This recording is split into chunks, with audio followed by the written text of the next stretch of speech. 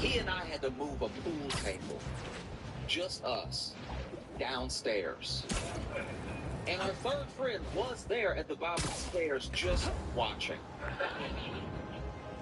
And even he was more helpful than anyone that the prosecutor gave a plea deal to in this case. At least he could be like, watch your step, something. Let me tell you about some of the testimony. I'm gonna need you to be patient with me because a lot of the dudes testified in this trial are going by their rapper name, but they haven't made it yet. So I don't know why it's spelled like that. I don't know how to pronounce it. I'm gonna say he for short, alright? It's one dude that was on the stand, right? At times we were asking a very specific question, very specific reason. She goes, did Young Thug have an issue with Rich Homie Quan bringing his friends to the party, right? Now, Rich Homie Quan is also a rapper who has sadly passed away. But his friend, to the best of my knowledge, allegedly, is a gang member, right?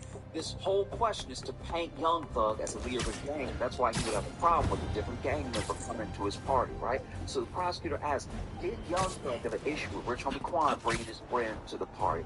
And then this guy, on the stand, goes, oh,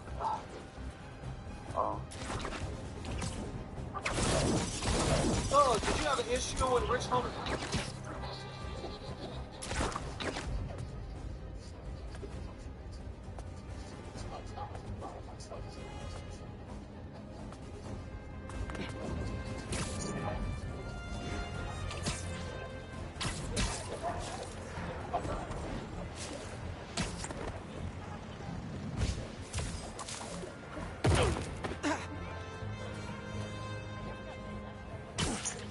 Never in the history of court have I seen someone ask a question by the prosecution and then go, I was open source.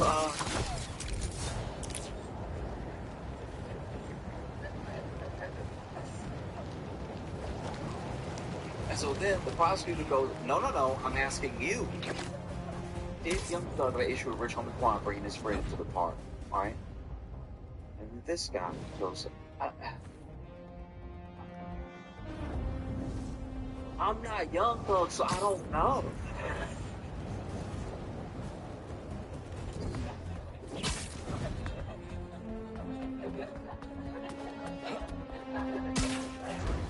Moments later,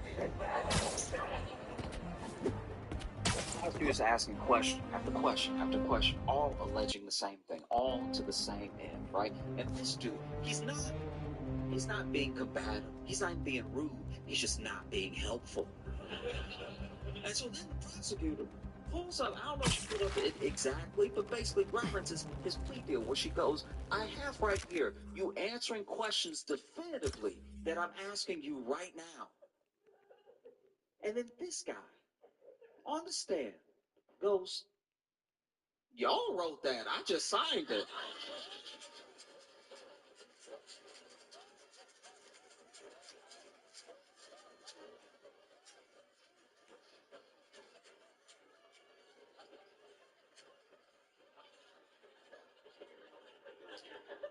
Never in the history of court, at least that I know of,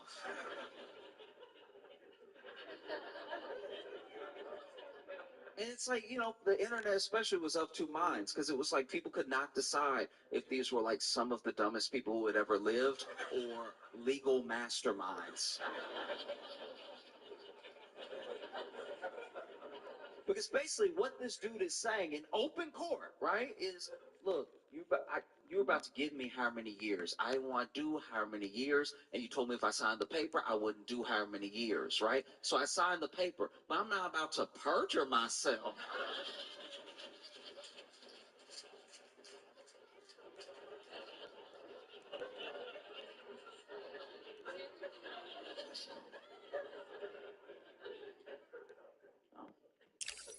This dude was put on the stand for 3 hours. 3 days later.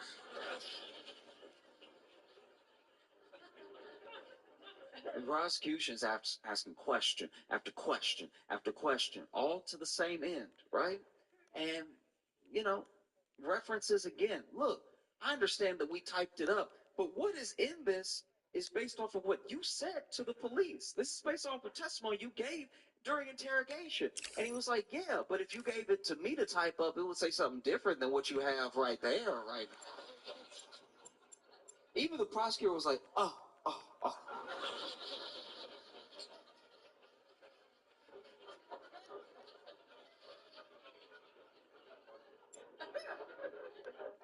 Question after question after question after question. And finally, this dude, he doesn't snap exactly. He doesn't lose it, right? I think he just gets exhausted. And finally, he says, look, I'll tell you what I told the police. I'll say anything. Like,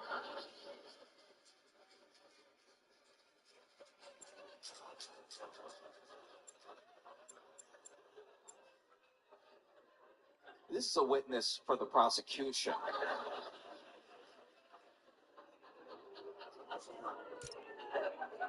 It's absolutely insane. The whole case is insane because you even look at the the fact that the case had three different judges.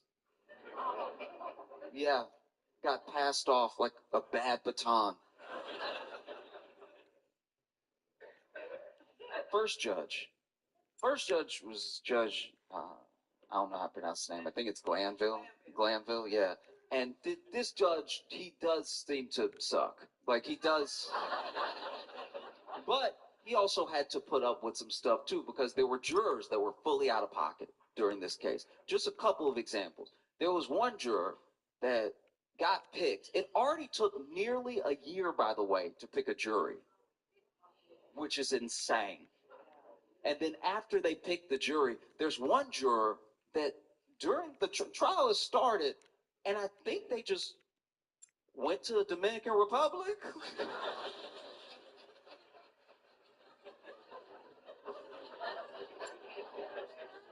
Deputies got sent to their house, were knocking on the door, everything, and then they got back, and they had to appear in court. And the judge was like, "You have jury, you have to be here to be on the jury." And they were like, "Every day?"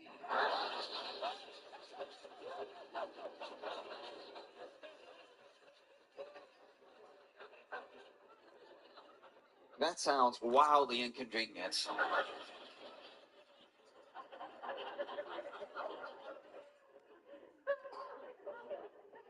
Then judge was ready to, hold this jury in contempt and was basically giving them an out because this judge in particular loved contempt. He had a lot of contempt. The entire trial full of contempt. And gave the juror a way out. He was like, look, I could send you to jail, I could fine you, but what I'm gonna have you do instead is write me a 30-page paper on the importance of being a juror. This dude sentenced her to APA style.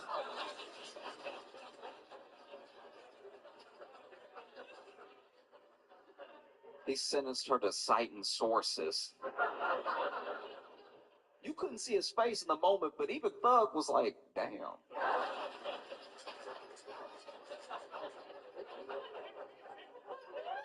That's cruel and unusual. I've never heard of that before.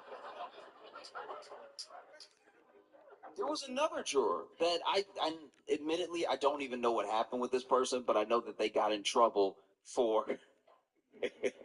for live streaming the case, which is extra crazy because it was being live streamed.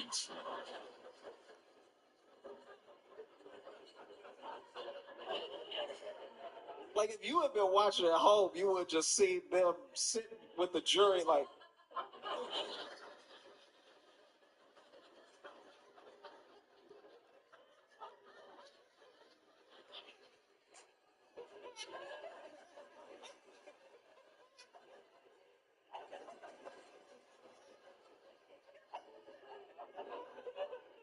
You risk jail time for an extra angle. We are.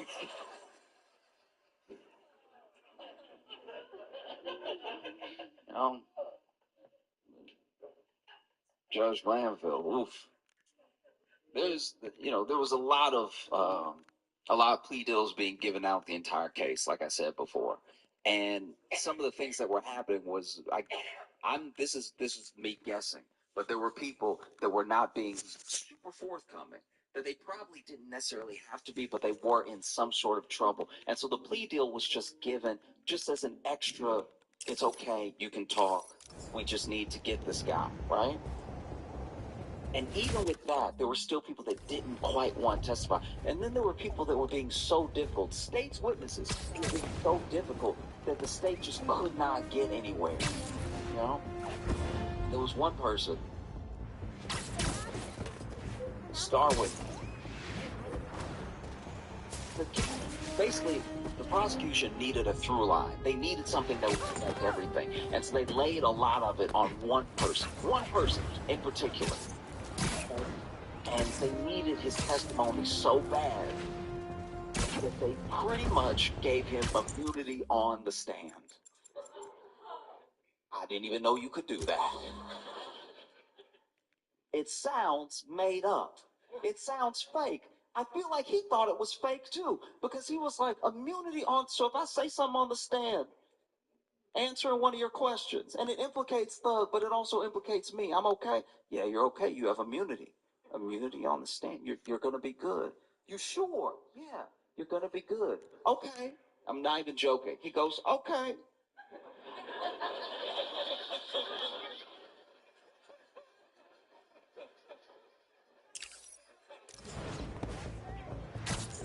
Okay, but what if it's federal?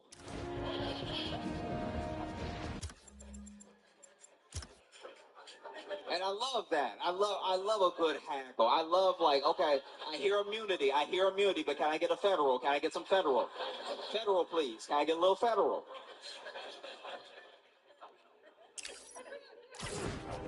Oh, it's beautiful. This dude gets on the stand, and you can tell he doesn't trust it.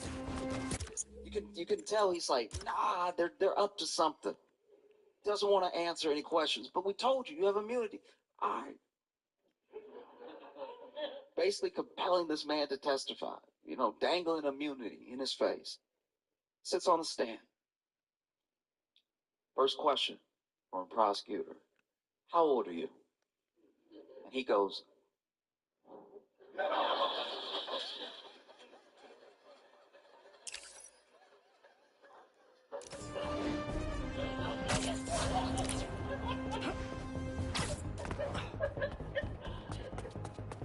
grown.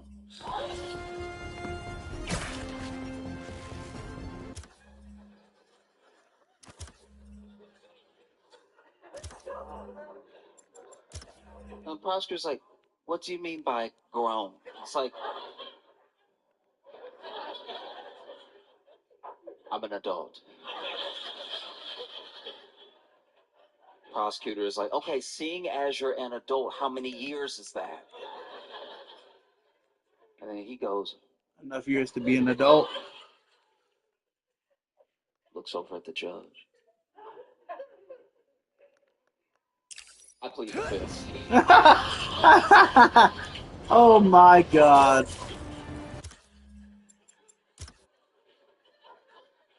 Truly incredible work. Truly phenomenal, They would be asking him lots of questions, question after question. And it was getting frustrating for the prosecution. It was getting frustrating for the judge because, look, maybe I'm doing my best to be as fair as possible, but when you watch a case like this, it does just seem like if you're a defendant, you're up against two parties. You're up against the prosecution and you're up against the judge because everything in this case kept giving the prosecution chances, even when they would mess up. Because once again, they're not being given a lot with testimony, but there are things that they have in hard evidence. They're just not bringing them all together to make it cohesive, right? And then this star witness's testimony is not helping. So then, can't stress this enough, you cannot do this. Judge Glanville supposedly has a secret meeting with the witness and the prosecution, but not Young Thug's lawyers, right? It's something in Latin that I don't know how to pronounce, but you're not supposed to do it. I mean, and basically, in this meeting, this witness is then threatened with the dangled immunity and everything. Oh, we'll charge you for this. We'll hold you in contempt for 2 years. We'll put you in jail. All this stuff, unless you start testifying, unless you start answering questions to the best of your ability. I don't want to hear any more of this pleading of the fifth, all that stuff, right? And so then they go back to court, and he's answering questions so well that the defense gets suspicious. Defense is like, what happened between now and lunch? All of a sudden, he remembers everything. He remembered what color everybody was wearing.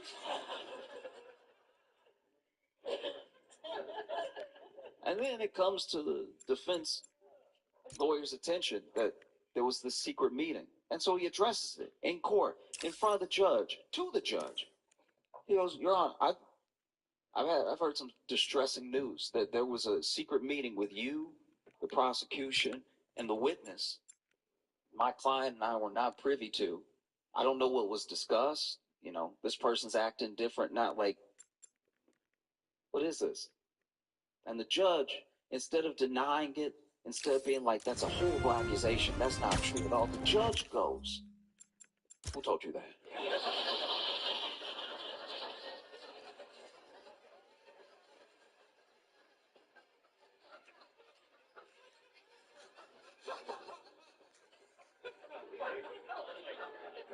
And you can look at it. You can look at it because it was live streamed. You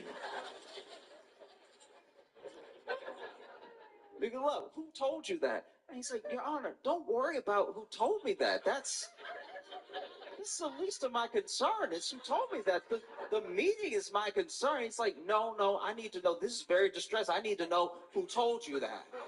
He's like, Your Honor, it doesn't matter who told me that. Is that true? Like, did that happen? Who told you that? Who told you that? Who told you that? Who told you that?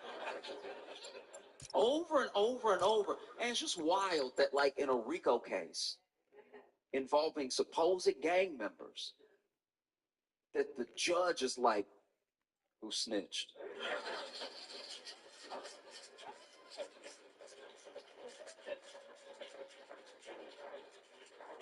Nah, for real, who snitched? Like, hey, I need you to come up out the names. Who snitched?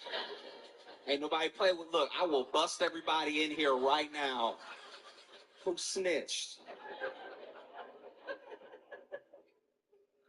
And Doug's lawyer is like, no, look, I'm not going to tell you. All right, I'm not going to tell you how I came on this knowledge. I'm just asking you if this happened. I'm asking you maybe even for a mistrial. Like, how could this happen? He goes, who told you? Who told you? I'm going to give you 5 minutes to tell me who told you. And Doug's lawyer is like, I don't need 5 minutes. I'm not going to tell you. That should be the least of your concern. Like, is this true? And he's like, I'm gonna hold you in contempt if you don't tell me. I will put you in jail if you don't tell me. You will go to jail if you do not tell me. It's like, look, I'm not gonna tell you. You can put me in jail, but the problem is the meeting. The problem isn't who told me, right? And so then the judge does it. He holds Thug's lawyer in contempt, which is pretty terrifying. You know? This judge is basically going over and over again. Who snitched? Who snitched? I can't stand a snitch. And you know,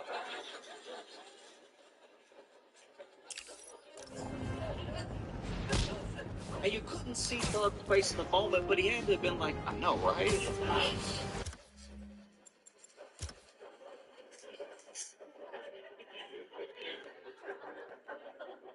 And so then Glanville does it. He holds Thug's lawyer in contempt. And, you know, the Bar Association hears about it. And they show up to back Thug's lawyer up because that's terrifying. That's terrifying if a judge does something, doesn't even bother denying it, and then holds you in contempt for asking. That's a scary court system. You know what I mean? because that's one of those things. If it can happen to anybody, it can happen to anybody. Like I know that it's a case with involving hip hop, involving like gang culture, whatever. But that particular thing, that could happen to anybody. I promise you. That's very scary, you know. And so the bar association shows up to back this dude up, and it looks like his case is going to be heard, and probably the contempt is going to be thrown out. But basically, they tell Glanville, it's like, there's no way you're impartial. If you're trying this hard, there's no way you're willing to just let the facts play out. And so Glanville has to recuse himself from the case. And one of the things about recusing yourself, it doesn't undo damage. The case just goes on, you know? So there's still this like contempt hanging over Thug's lawyer's head and stuff. And then they move on to the next judge, and the next judge was the judge for a day.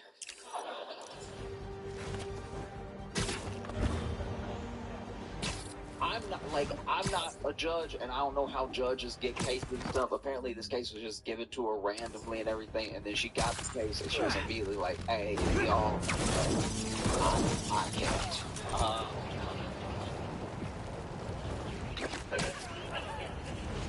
And so many people are like, why? What's the problem? Don't worry about me.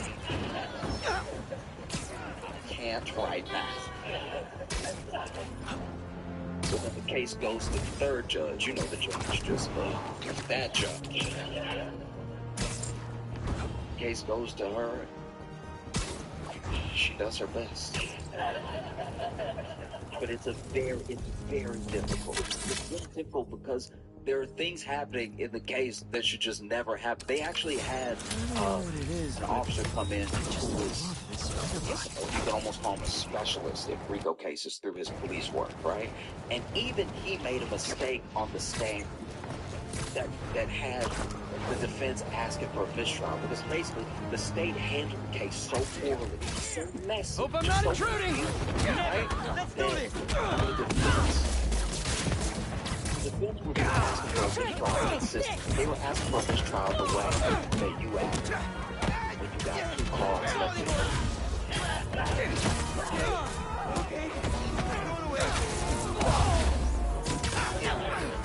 Anybody do anything, they're like,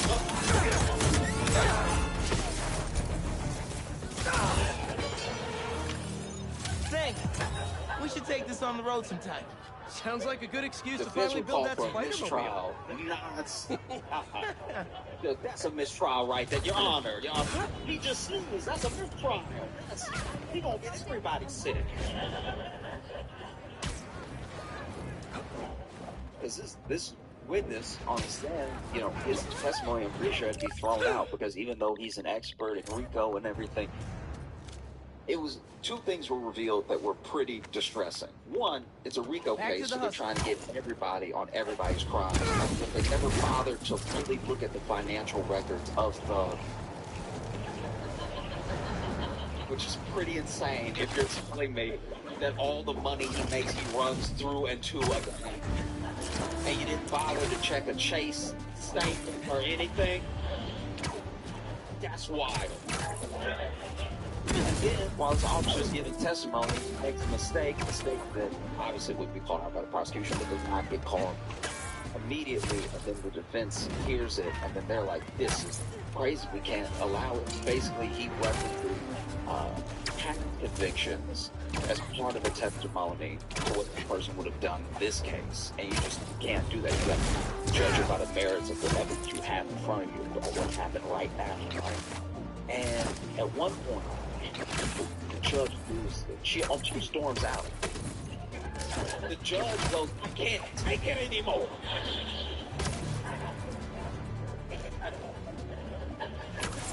She hadn't even been the judge the whole time, but she was like, this is insane. And you couldn't see his face, but you can imagine Thug being like, I know, right?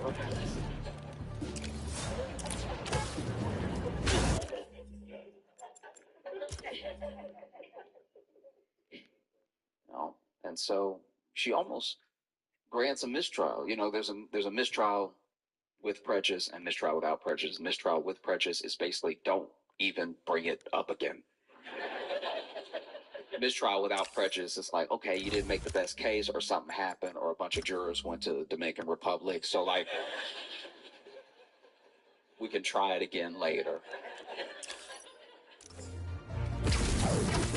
So, the judge at one point has had it with the prosecution, and is giving like a full-on. You so rarely hear people talk to like this on a live stream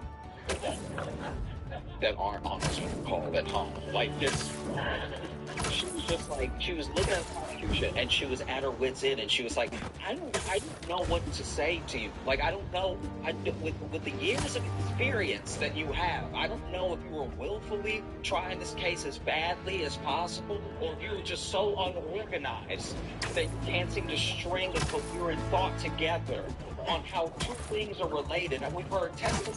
There are people that don't show up when leaving at 4:25. Like, what is happening? And the whole time, the prosecution is like, you just take your talking to them because you're like, yeah, it's pretty bad. Yeah, like the prosecutor has the same that dudes have on the street when they get yelled at on Valentine's Day. It's just like, just go ahead and nod. Accept that you so bad.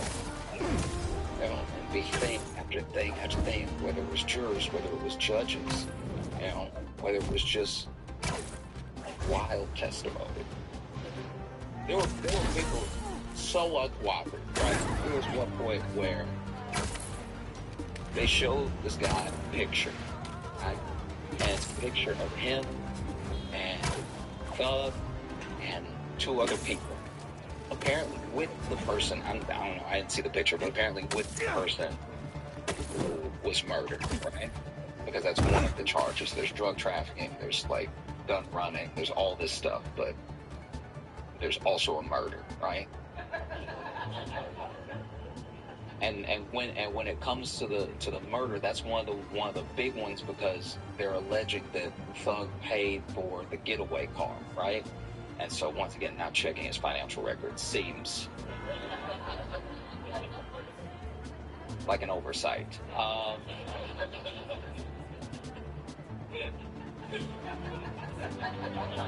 I'm not a lawyer. I'm just